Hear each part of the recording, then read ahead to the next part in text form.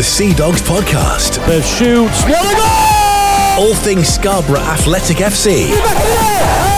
Yes, Will Thornton, the captain. This is The Coast. That's a goal, 1-0 for Scarborough.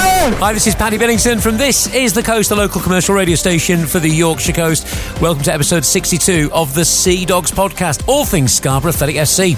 Coming up in this episode, Scarborough boss John O'Greening not happy after Borough's departure from the North Riding Senior Cup to the hands of Minnows, Yarman, Eaglescliff. At the moment, I couldn't even name the starting 11 for Kiddie now because, no one showed up today, so that's the most disappointing thing. We're speaking to Scarborough's commercial director, Jon Duck, who is pleading with Borough fans to support the boys at the Mounting System Stadium in Brid this weekend. It makes a huge difference, not just to the finances, but also to the atmosphere in the ground. And we're asking you about your favourite spots to watch games at the Old Athletic Ground with Scarborough FC, Scarborough Sports Village and the Mounting System Stadium in Bridlington.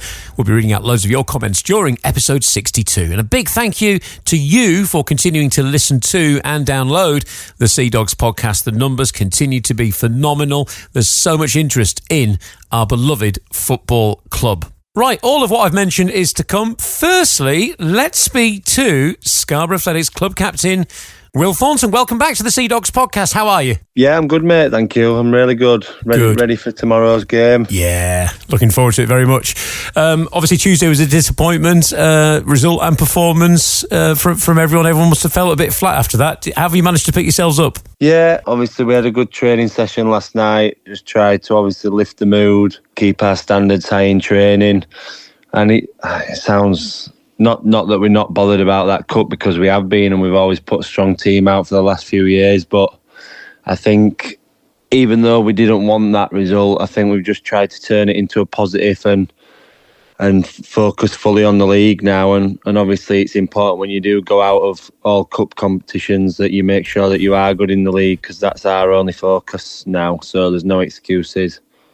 It's funny, isn't it? I mean, often you get these sort of performances, don't you, when you're playing these so-called minnows. Obviously, it's a huge occasion for them, and some nights things just don't happen, Yeah, and I think there was moments in the game where you sort of felt like maybe that would be the case. When we got to 2-1, you sort of thought it was just going to be all us, and then their keepers made some good saves, and I think Theo just missed the post, and then Leon heads it at their lad on the line from a couple of yards out, and all of a sudden you look at that and you think, well, actually it could have been 5 or 6-1, and it's not. And then we give the ball away, and with 2 passes they end up clean through on goal and score, and you sort of think, oh, here we go. But it happens at all levels of football, and like you say, it's for various reasons. Whether subconsciously some of our lads were more bothered about the league and making sure that they didn't get injured, or obviously it's the biggest game of their season, and fair play to them, because they came and they gave 100%. And to be fair, they probably did out-battle us, not all of us personally, but as a team, as a collective, they probably did out-battle us and did deserve to win on that alone. Yes, and like you say, their keeper did make some incredible saves. It was just one after another, wasn't it? So, credit to him. Callum Roberts, I think, is his name. So, we look forward, and of course it was the first game of the season. It was a narrow 1-0 defeat, but the great thing about the 1-0 defeat at Agborough against Kidderminster, the performance was really good, wasn't it? And it kind of set the tone for performances after that, and it really actually, helped kickstart the season, despite it being a defeat on the opening day of the season. It was a good performance, and many more good performances followed. Yeah, 100% agree with that. I think, like a few of us have spoke about before, I'm obviously quite close with Alex Perver, and I think we both sort of said before that Kidderminster game, it's probably the most uncertain that we've felt, since we've been at Scarborough, just in terms of pre-season wasn't as tough of a schedule as what everyone would have liked it to be, and even though we had some good results and good performances, we'd not really tested ourselves against any opposition that were going to be of a similar standard to what we were about to come up against, obviously going to Kidderminster. But in actual fact, we went there and we definitely deserved something out of the game. I can remember just speaking to him afterwards, and it sort of put us both at ease, obviously with the circumstances around the whole club and lack of budget, and knowing that we probably weren't going to be in a position to bring loads of quality in. We went there and put on a great performance and sort of came away thinking, well, you know what, actually, yeah, we're going to be all right, and we're going to be mixing it at the top end if that's anything to go by. And then, like you say, after that game, we sort of went on our run and we had some really good performances, and we've just sort of stayed in and around the mix since. And you're probably looking at it thinking, well, if we've had our sticky patch already, then we're in a good position and there's loads to be positive about. Yeah, and actually, you know, if we could go on a run, maybe get some consecutive wins, it makes all the difference, doesn't it? And injuries have been massive. We were saying it at the start of the season, we just need to keep everybody fit, and inevitably you're going to get players injured. But again, we've been absolutely hammered by injuries. You know, there's not been enough players to fill the subs bench. All that is difficult. It's difficult psychologically for the players out. It's difficult for the players who are on, because the pressure's on them to deliver. Yeah, and it's a real difficult situation, like you say, for both sides. For the lads who are playing a lot of minutes, and it's difficult for the lads who are injured, who can't help the squad and affect results like we would obviously want them to. But every club has injuries, don't get me wrong, but I think for a good spell of 2 or 3, maybe even 4 games in a row, we were missing seven lads who would normally start, or at least be in serious contention to start. And I think no matter what your budget or squad size is, I think if you're missing 7 of your key players, I think any team, especially in our league, would 100% struggle. And we've probably done better than we expected with taking all that into account. So hopefully we've got people back now and we're sort of over that, and we can try and pick up some really good results. Now there's no injuries within the squad as such. Yeah, exactly. Let's keep our fingers crossed, everything, that stays the case, because, you know, with players back, hopefully results will start lifting as well. But, you know, despite, you know, some, results that haven't necessarily been consistent, we can go with that. You know, there's been some inconsistency in results recently, but we're still in the playoffs, which is massive, really. Yeah, and I think, like I say, it sort of does feel like we've had a bit of a sticky patch. I think purely down to that inconsistency, especially off the back of the run that we had. I think we'd won 8 and drawn 2 in 10, and we were absolutely flying. And then you go and pick up a few losses, especially a couple of heavy losses when you think about Telford and Shields. But then we've just sort of done enough. We've picked up a win here or there and some draws, and we've just kept putting points on the board. And like you say, you're looking at the league table, and we're still, I think it's 3 points inside the playoffs, and if we can stay in there, then that's the main aim. So if we can have a bad spell and still stay in there, then don't get me wrong, that's not going to last forever. You can't get away with having a bad spell for the rest of the season and expect to stay in there. But the fact that we have stayed in there and we've picked up enough points to do that with the injuries, etc., then, like you say, hopefully now we've got everyone back, we can put another run together and try and open a bit of a gap up and sort of cement ourselves in there a little bit more than what we are currently. And, you know, when you're playing the likes of Kidderminster Harriers, obviously every game is a big game, especially in National League North, but does it give you that little extra sort of feeling in the belly there when you're playing, one of the favourites to get promoted, another full-time team, stuff to prove from the part-timers, all that sort of stuff? Does it give you that extra little punch? Yeah, I think as a group, 100% it does. I think anyone would obviously be lying if they didn't say it didn't, because at the end of the day, we all play football to play against the best players and the best opposition and at the best level we can.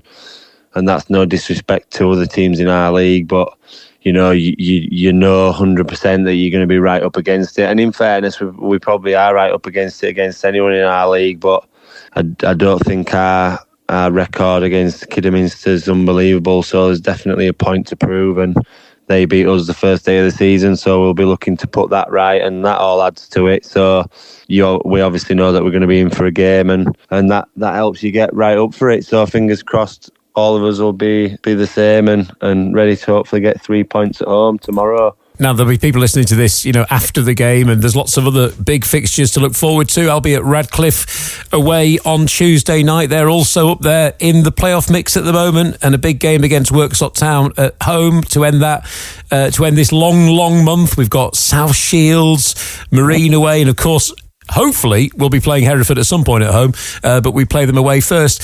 All big games. How much of a difference does it make to have the Mounting System Stadium filled with Scarborough fans? Obviously, it was very flat on Tuesday night, only 156 there. We can't criticise fans for not being able to make the game if they really can't. It is a big ask, but explain the difference it makes to have that support there when fans come in their numbers. Yeah, it is huge, and I think obviously with Scarborough being such a big club, and we've probably taken it for granted, all of us lads who have been there for a long time. We were averaging like 1,600, 1,700 at home games, and big games we were selling out, and we had a few thousands there. So I think when you go from that to Brid, and obviously the circumstances around everything's not being great, that playing at Brid anyway and fans having to travel and some of our lads having to travel further, the pitch not being the same, there's all sorts there. So just the fact that we have that many fans there and we get the atmosphere going, and obviously it helps us massively because it's sort of we're all in it together type of year where we just all got to get through it and do what we can and then look forward to being back at Scarborough. So fingers crossed we can get loads of people there. But like you say, I'll never ever criticise anyone because I've got a family myself, a young lad, and I know how difficult it is. The journey from Scarborough to Brid's not exactly short, so 100% understand when people can't make that trip, but for those who can, it's massively appreciated, and it'd be great to see as many people down there as possible. And whatever happens on the pitch, obviously we are going to be back in Scarborough for the start of the new season, which is great. And you as a group of players must be counting down the weeks and the months until that is a reality, and you must be really excited about what will hopefully be that second bounce like we got the first time we came back to Scarborough. Yeah, we all can't wait, and obviously it's no disrespect to Brid, we massively appreciate them helping us out, otherwise we won't have anywhere to play. But I think a lot of us are counting down the home games, thinking, well, we've only got this many games left at Brid, then we're going to be back at home. And like I say, that's no disrespect to them, we just know how good the atmosphere and the crowd and the pitch is going to be when we get back at home, and it's giving everyone a massive boost. Obviously some lads probably didn't know if they were going to stay or not, and a lot of our players' contracts were dependent on them signing it based on the fact that we're going to be back at Scarborough. So it's been a huge boost to absolutely everyone, obviously including myself, because I know exactly how good it is when we're playing at Scarborough, and we all can't wait for it to get back to that. And obviously you've been the captain for quite a while now, and I think you do a fantastic job as team captain, and I know it's something that you're very proud of as well. How do you feel that your role as captain has evolved? How have you evolved as a captain in the time that you've been doing it? Yeah, I think it's funny. I have a few chats with the management staff, and obviously Jimmy and Blotty I'm very close with. They were actually players when I first signed, so they've sort of seen me over the last few years come through the door just as a player, and I definitely have matured a lot. I think having our little boys 100% helped. I've got a different perspective on stuff, but I do feel like I've evolved. I feel like I've learned a lot, especially from Cullo, who was obviously captain before. And I think when you're there and you see it and you see Jimmy and Blotty and Cullo, you understand what the club means to them and what it means to the fans, and obviously it's hugely important. I think the role of captain's massively important in loads of different ways, whether it be from organising team stuff for the players and trying to knit the group together, which the management staff have done a fantastic job of, and obviously the main thing is leading the players out on the pitch and trying to get the best out of them, but also still get the best out of myself at the same time. And it probably has gone hand in hand, really, because I do feel like my performances have definitely got better as I've got used to that role and been more comfortable with it and grown into it. I think it's definitely helped my own performances on the pitch as well. And what gives you most satisfaction? Is it a clean sheet or getting a header from a corner into the top corner of the net? Both, if I had to answer, but obviously there's not many games when that happens. I think the last time that's happened for me, I think it might have been Hereford at home, but if I had to pick out of the two, 100% clean sheet, because I think especially when we're on a good pitch and we've got lads further forward with more than enough quality to score us goals. So if I do my job and we keep a clean sheet, the chances of us winning the game are obviously much higher. And that's what we have to take pride on, especially at the level that we play at. Clean sheets are so important. You see so many teams in our league that score loads of goals but concede loads of goals. And I think we've probably got a little bit better at that this year. We've had a couple of heavy defeats, like I said, at Telford and Shields, where we conceded 4 in each game. But if you look at our goals conceded record, I think it might be 4th or 5th best in the league, which is obviously a great achievement, especially with some of the clubs that we have got in our league. So keeping clean sheets and stopping goals going in gives us that good foundation to build on, and it takes obviously a lot of pressure off the forward lads as well. So hopefully clean sheets and loads more to come this season, and we can get our forward boys scoring goals and go on a run again. Yeah, I'm going to take your word for it over that stat, because if anyone is going to know, it's going to be you, isn't it? That's going to be keeping an eye on, just how good the defence has been. So, yes, great work there. And finally, we've been asking on the supporters group page about people's history when watching Scarborough, either at the old ground, the athletic ground, when it was Scarborough FC, where they like to watch the game. Same for the Scarborough Sports Village, same for the Mounting Stadium in Bridlington.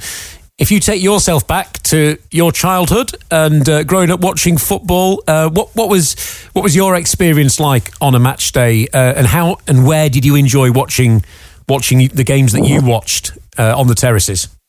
Yeah, so obviously I grew up in a little village, Moxon Hope, near Haworth, which is it's a Bradford postcode. So Bradford City were my closest team, and when I was younger, they were obviously playing in the Prem and the Championship, and they've sort of gone down from there. But I can remember it's always been quite cheap to go watch at Valley Parade, and I've been there a lot of times and watched a lot of games. And you take it all in, Bradford have always had a good fan base, so the experience of going to games with a full stadium packed out, it obviously spurs you on, and I think when you're a young lad, that's sort of what makes you realise, well, I'd quite like to be down there and playing in front of all these fans. So that's where it definitely started. Then as I got older, a lot of my friends used to go to watch Leeds at Ellen Road. So when I was at school, I sort of got roped into going to a few Leeds games, and then Leeds have sort of been like a team that I've always followed just because they're local, and I think the atmosphere at Ellen Road's very, very special. So that sort of got me hooked from there.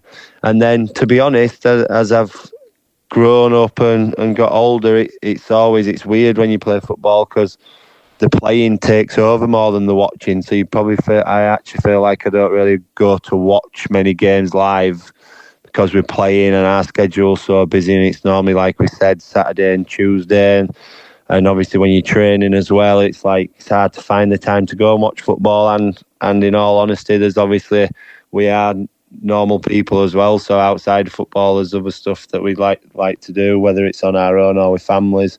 So in all honesty, now I actually don't go to watch many games, but yeah, growing up as a kid I did and absolutely loved it. Looking forward to commentating against Kidderminster and Radcliffe away on Tuesday, and hopefully many more games this season as well, and we're going to keep our fingers crossed that we're going to get some good results. It's certainly all to play for, isn't it? So I appreciate your time, and good luck this weekend and for the rest of the season as well. Thanks, Paddy. Thank you, mate. And honestly, anytime. Thank you. And that was Will Thornton, Scarborough's captain, who I think you'll all agree always puts a shift in on the pitch.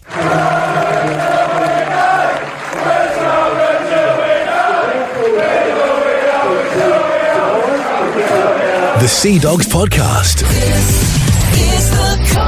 And it's episode 62, and there's plenty more to come, including your comments on how you enjoyed watching football at the old athletic ground, where you stood or sat, and also at the Scarborough Sports Village, and at the moment at Bridlington's Mounting Systems Stadium. But right now, let's speak to Scarborough Athletics Commercial Director, Jon Duck. Welcome to the Seadogs Podcast. How long have you had that role now for? Coming up to a year. I think it was last February when I joined the board, when I was co-opted on. So it's been an interesting 12 months for sure.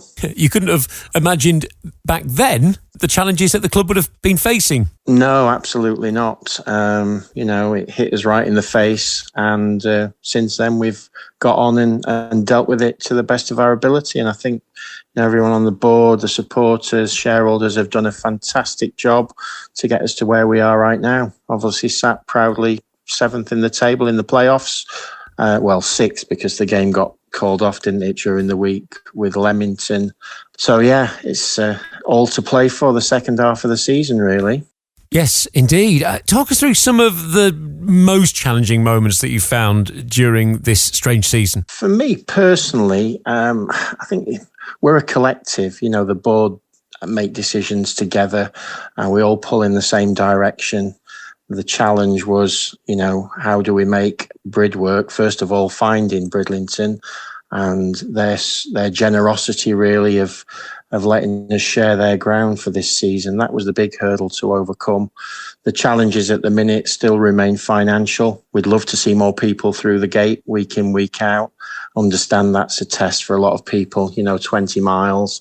Maybe they've not got transport. I know the Valley Bar do a great job of putting on buses, etc. But there is that barrier still to overcome. Seeing literally our crowd half from one season to the next is a big thing financially for us. We've got a big game coming up tomorrow against Kidderminster. Would love to see a gate of over 1,000 there tomorrow, and weather permitting, we'll hopefully get that. And you correctly say people are going to find it very hard to get to Bridlington, so we're not having to go at anyone for not making it. But if people can make that choice to go, that extra 100, 150, 200 fans can make a real difference, can't it? It makes a huge difference, yeah, not just to the finances, but also to the atmosphere in the ground. You know, I'm sure the players notice that when they come out to a crowd of 500 compared to coming out to one of 1,500 on Boxing Day, it generates that atmosphere for them to play, and I'm sure they thrive on that more than ever. So the countdown really is on to getting back to Scarborough Sports Village. It really won't be long now. You know, it's really exciting for us fans, for the players, the management team, for the board, for everyone involved in the club, all the many volunteers, all those people that aren't able to make it this season. And let's hope that we do get that return to Scarborough bounce like we did first time round. Yes, absolutely. I can't wait till, you know, we get the keys back effectively, and hopefully, all being well, we might get a couple of pre-season games in there, depending on how the work goes. But yeah, back for next season, open the doors, first home game of the season. It's going to be like being reborn again, I think.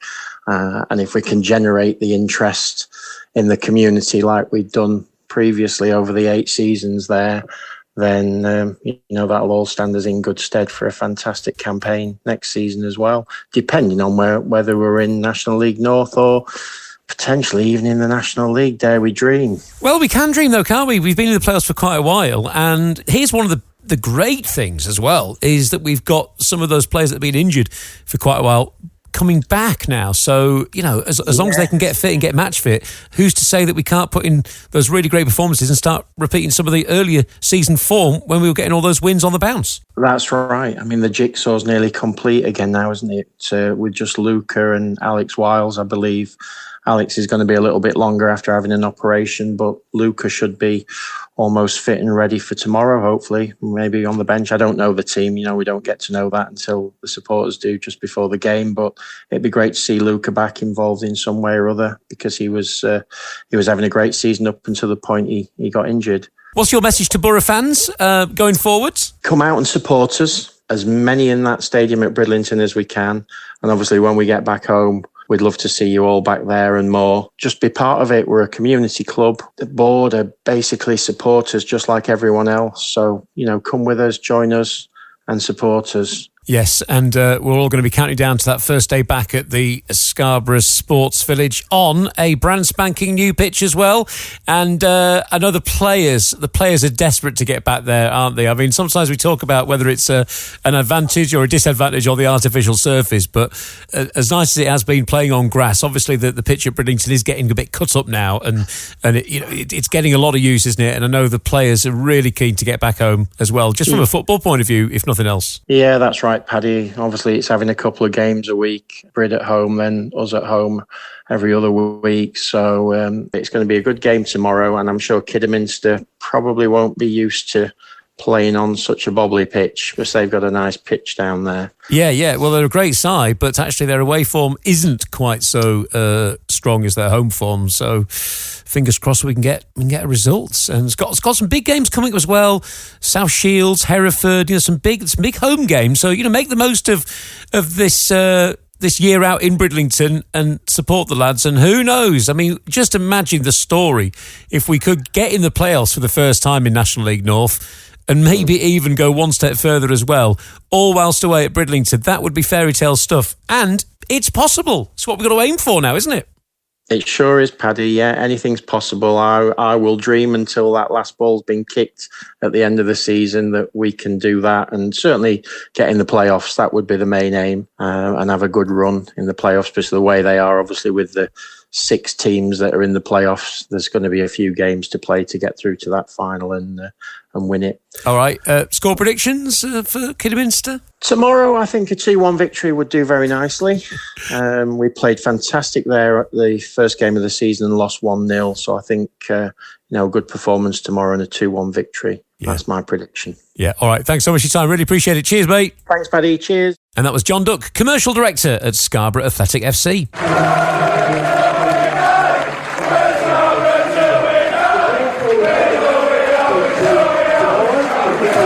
The Seadogs Podcast. And you're listening to episode 62 of the Seadogs Podcast. All things Scarborough Athletic FC, brought to you by This Is The Coast. And next, well, we'll briefly mention Tuesday night. It wasn't a great night, was it? It wasn't a brilliant performance. It was a low crowd, 156 at the Mounting System Stadium in Bridlington to watch Scarborough 2, Yarmouth Eaglescliff 2 in the North Riding Senior Cup. It went straight to penalties. And I've got to be honest, some of our penalties were absolutely unbelievable. They were brilliant. However, it wasn't enough. Here's how the night panned out. Don't worry, it's only 48 seconds long. Cheers, Yarmouth Eaglescliff. Oh, they've scored! Looked like there might be too much pace on it and it might end up going out, but it was rifled in first time. In comes this corner, and it's gone into the back of the net. Straight from the corner, and it's Alex Purver. And it's headed in, and it's 2-1 Scarborough already, and it's captain Will Thornton. In on goal is the substitute, and that is 2-2. It will be a penalty shootout then. So here comes Jack Waldron, this to put Scarborough 6-5 up, and up he comes. Oh, it's over the bar. So it's advantage Yarm and Eaglescliff, and a chance for them to embarrass Scarborough. This to take them through. Up he comes, and it is in the back of the net. Thought it was saved there, but it's in the back of the net. Yes, not a great moment, and the wild celebrations in the away dressing room after the final whistle was testament to what a big moment it was for Yarm and Eaglescliff, who go on to the semi-final of the North Riding Senior Cup, and the best of luck to them as well. I spoke to Jonathan Greening for Scarborough Athletic FC TV after the game, and fair to say he wasn't happy. Brutal, if I'm being totally honest. I think, we didn't deserve to win the game. I know it went to a penalty shootout, but I thought we were poor in every single department, to be honest with you, from start to finish. Obviously, first half, 1-0 down, get back into the game. Second half, score a couple of goals, should go and kick on, but we were very, very poor tonight, which is, I haven't said that for a long time. We put a real strong team out, wanted to make a few changes at half time, which we did, which was planned, but the players who were on the pitch today, all first team players, apart from little Charlie, who came on last 20 minutes, and probably he was our best player. He did really well when he came on. But yeah, we didn't deserve anything really. They deserve all the credit. They outfought us all over the pitch. Looked like they wanted it more than us, which is not good. And we lost in a penalty shootout, missed a couple of penalties, and we're out of the competition. I mean, had we gone through on penalties, obviously it would have made things feel different, but you'd have still been very disappointed with that performance tonight. Why do you think we didn't kick on? Because when we did score those 2 really early goals, that was the moment, wasn't it, where you felt like we might score 3, 4, 5, 6 goals. It felt like that should happen, but it ultimately didn't. Yeah, listen, I mean, you got 2-1 up, you want to take control of the game, but it got a little bit scrappy. Obviously the conditions don't help. It's really, really windy. Pitch is a bit bobbly. Couldn't play the football we normally like to play. But fair play to them, they battled really hard. They got men behind the ball and made it difficult for us. We couldn't pass the ball. We couldn't do anything in the attacking half in terms of being creative and taking players on and stuff like that. And listen, we didn't deserve anything out of the game. We were poor, like I said, in every single department. They came to obviously, get in our faces and get stuck in. We didn't really match that. We didn't play any football like we know we can play. And you get 2-1 up and you think, go on, take the game by the scruff of its neck, and we didn't do that. What can you take into Saturday's very big game here at the Mounting System Stadium, if anything? Nothing really, nothing. It's nothing like us. We said to the players at half time, some of the players who haven't been playing have had a chance today to impress, to try and get in a team against Kiddie. And at the moment I couldn't even name the starting 11 for Kiddie now because no one showed up today, so that's the most disappointing thing. But listen, is it a blessing we're out of the competition? Maybe. We can concentrate on the league now, but we wanted to win the game. We wanted to get through to the semi-final. That's why we put a strong team out. And listen, I'm massively disappointed with the players' efforts today and performance, and a lot to think about over the next few days. I mean, it was better in the second half, wasn't it? I mean, we did have a lot more possession without actually creating too much trouble. But we keep saying this. We've got to stay positive, haven't we? We're still in the playoffs, despite other games happening tonight as well. It is a massive game on Saturday, and despite the disappointment tonight, it is so crucial, isn't it, to get the fans through the door and tune us on against a really hotly tipped side on Saturday. Yeah, it is. I think it's hard to be positive right now because obviously very disappointing with the performance. But yeah, listen, we're in a really good position in the league. We obviously need the support to come down and support us, at the weekend. I think it really helps the players. I think tonight, all the supporters who came outside to support the boys is absolutely incredible. But it wasn't a massive crowd. And I've played in games like that where there's not massive crowds and it's hard to get up for the game and stuff like that. But listen, there's no excuses. We want to be better on Saturday against Kiddie, that's for sure. Perform better individually, collectively, out of possession, in possession. And we need the fans to come and back the boys because, we're in a good position, but we need to keep in them playoff positions. And, the clock is ticking now, isn't it? We're into the second half of the season now. There won't be that many games here at the Mounting System Stadium in Bridlington. We've got so much to look forward to when we get back to Scarborough next season. But it is now more than ever vital, isn't it, that everyone gets behind the team. And can I just ask you finally how injuries are looking? You say you don't know who your starting 11 is going to be. How's that looking in terms of injuries and this weekend? Well, injuries, we're doing okay at the moment. Obviously, Wiles is out after his ankle operation, but hopefully Lucas should be back, hopefully, for the weekend. Maybe not, to start, but hopefully getting back on the bench. So we'd probably only have Wellesley out at the moment. So, we're getting a few injuries back, which is positive. Brownie got another 60 minutes today, which is a positive. And you're right, we're in a good position. We need to be positive. Probably take a couple of days to let this settle and get out of my mind. But, my old saying is, fish and chip paper tomorrow, so we need to concentrate on the league and trying to stay in the playoffs. Thanks for your time. Cheers. No worries, Pad.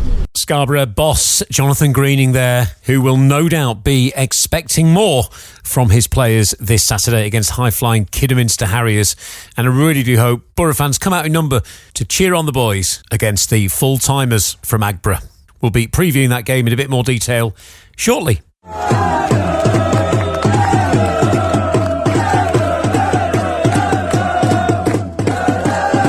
The Seadogs Podcast, all things Scarborough Athletic FC.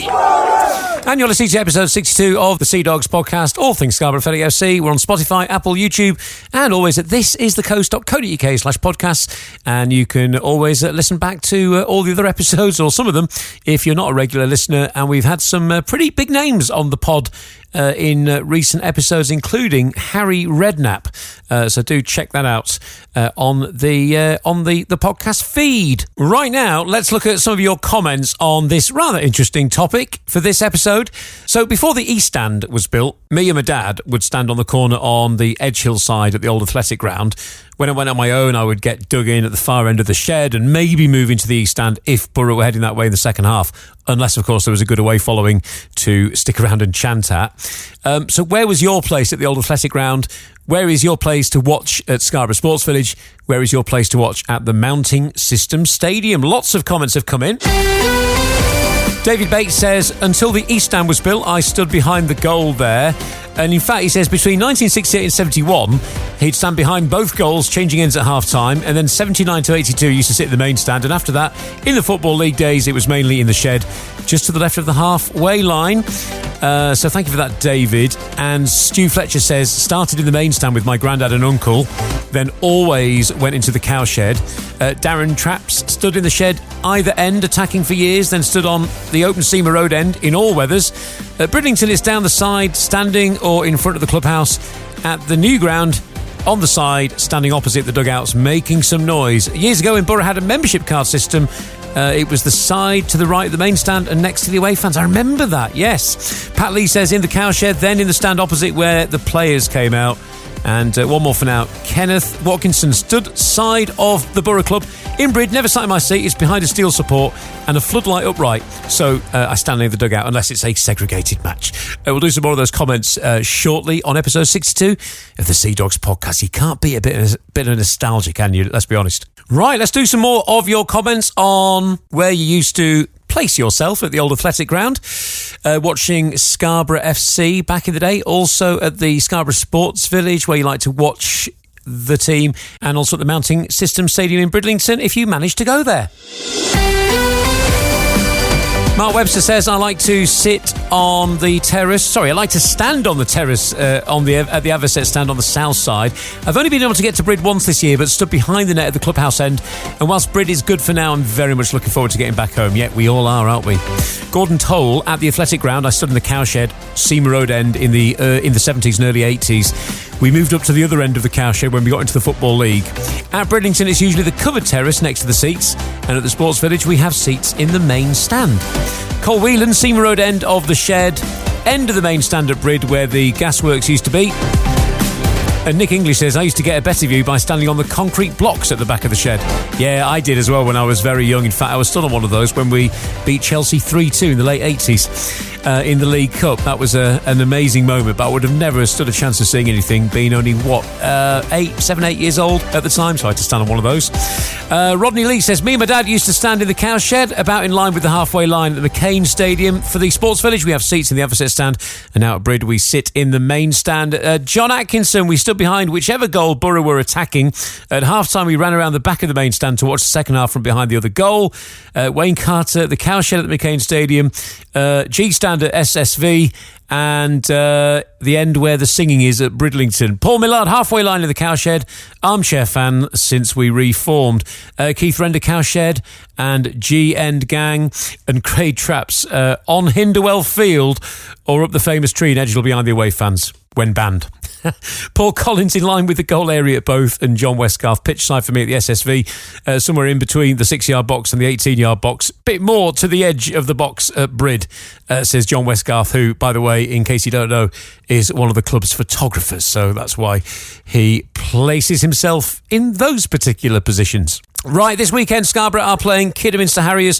The full-timers are back on the Yorkshire coast. It's a 3 o'clock kickoff at the Mounting System Stadium in Bridlington.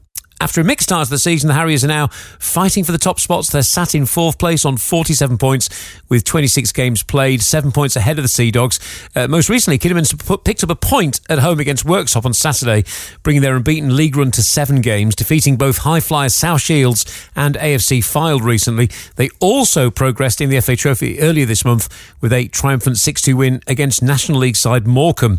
The full-time outfit finished in 3rd place last season. They were defeated by Chester in the playoff semi-final to deny them a place back in the National League, where they spent the 23-24 season having gained promotion via the playoffs in 22-23.